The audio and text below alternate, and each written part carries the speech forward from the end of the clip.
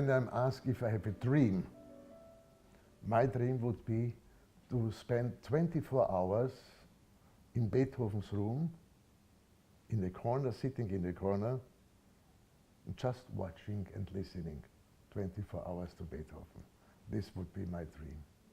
I was the youngest student at the music university in Vienna with age 5. And very soon I had some kind of connection to Beethoven, thanks to my teacher, of course. And one day then came the decision to make the 32 sonatas by Beethoven and. Beethoven is not only fascinating as a composer for me, also as a human being.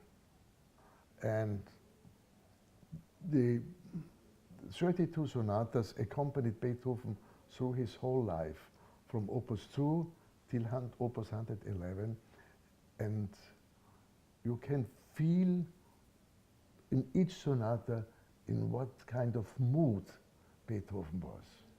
If he was in love, if he was upset, if he was angry about something, or if he was very sad. And you know, he had a fantastic friendship with Erzherzog Rudolf. He dedicated him the most beautiful works, the Les Adieux, Hammerklavier Sonate, then the famous B-flat major piano trio, Opus 97. So this was a very good friendship between two men. But Beethoven was in love with many women, and unfortunately only with the wrong women. He could never marry these women. And I think it was a very hard life for him. Then he lost his ear.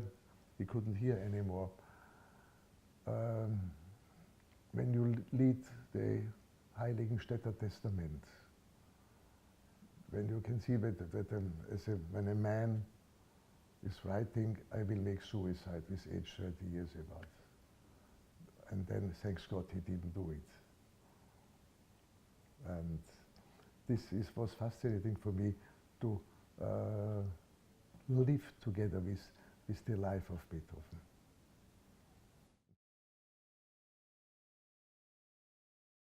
But of course, he didn't play the piano sonatas, he played by himself.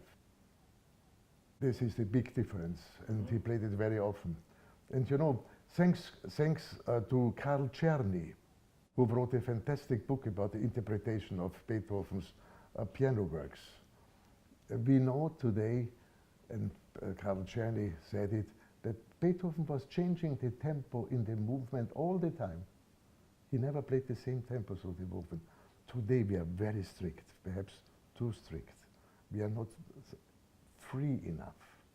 You know, the older I am now, the more free I am, with the knowledge in the back, which is important. This is the base.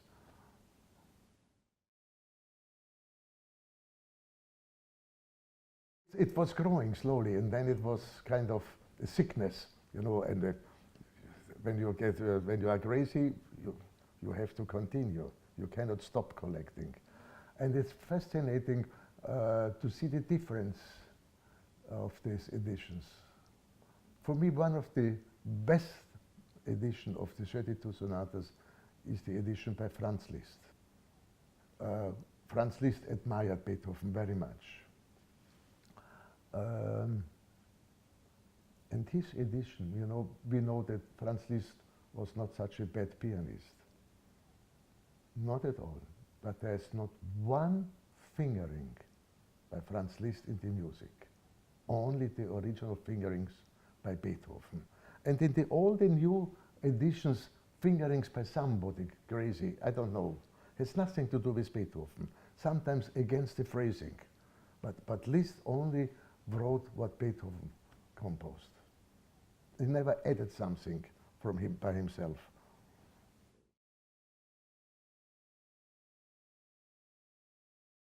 Dynamic, many mistakes, dynamic mistakes. You know, I accept the edition of a personal edition, for instance, of Eugen d'Albert, the pianist. I mean, he writes forte and fortissimo where Beethoven didn't write anything. I I accept this because this is his idea. What I don't accept, when it is written Urtext, the original, and they add something, which is not by Beethoven.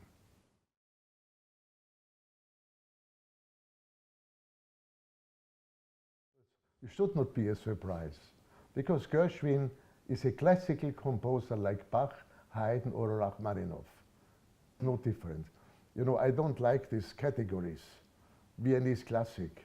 You know, Haydn, Mozart, Beethoven, these poor guys, they didn't know that they are Viennese classical. It was founded 100 years later. So, you know, we like to have these categories, which is very bad, actually. In Europe, we have a little bit difficult relation to Gershwin, unfortunately. Look, if Johannes Brahms would have lived in America, he would have been influenced by the American folk music, like jazz. And if Gershwin would have lived in Vienna, he would have been influenced by the Hungarian, by the gypsy music. So Brahms lived in Vienna and Gershwin lived in the United States. So that's the only difference. Look, I play from Bach till contemporary music. There are several pieces are dedicated to me. I played with Penderecki, I played his concerto with Penderecki several times.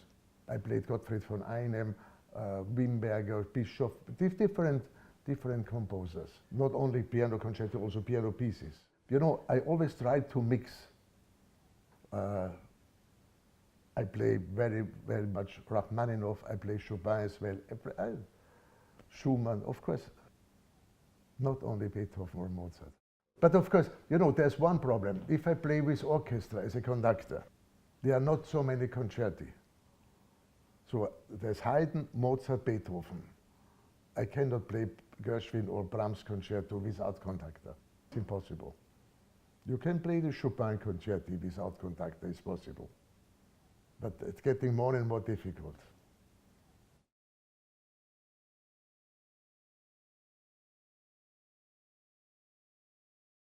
If I have the right partner, like Jurowski, I love to play with a conductor. And when I have no conductor, it's a kind of a big chamber music. And it is a big change for the orchestra, because suddenly they have a tremendous responsibility. You know, normally at the last stand, at the end of the orchestra, the last violins, they can play, they just look at the conductor. If there's no conductor, suddenly they have to listen. What are my colleagues playing?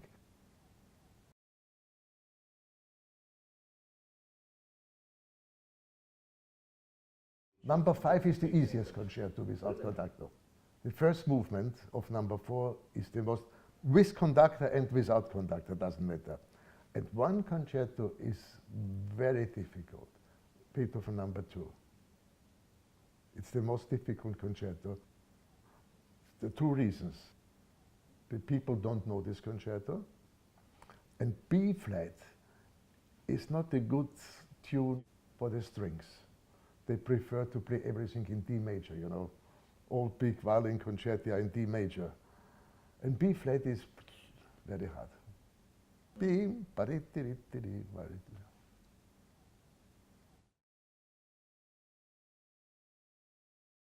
I grew up with chamber music. I had the Vienna Trio, and when I was 14 or 15 years old, we won the first prize at the competition in Munich. And then I played very much trio with Josef Suk and Janos Starker. I played with the Alban Berg Quartet. I made the recording of the Dvorak Quintet, some other, of course, my chamber music recordings are so-called historic. I will do it again.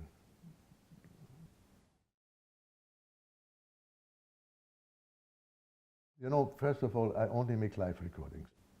I made over 100 records in my life. I recorded the Beethoven sonatas 3 times.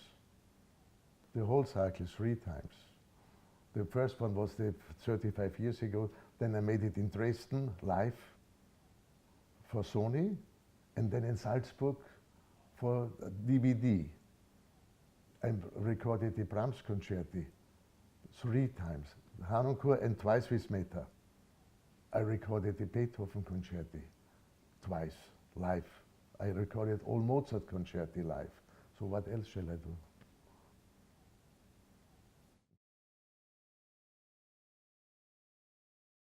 It's fantastic to have a partner to get some inspiration and some new ideas always. Of course, Nicolas Harnoncourt is completely different to Zubin Mehta.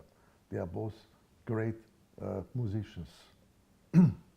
But still, I play my way of the Brahms concerto. And it has to fit. Also when you make chamber music, if it doesn't fit from the first moment, when you don't breathe the music the same way, then you better stop playing together. Then 20 rehearsals are not enough. It will never function. So it has to function immediately or never.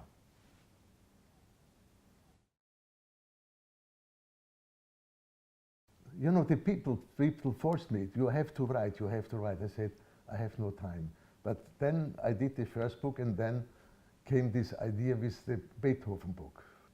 My life is the maestro with Beethoven, where I write about my experiences, my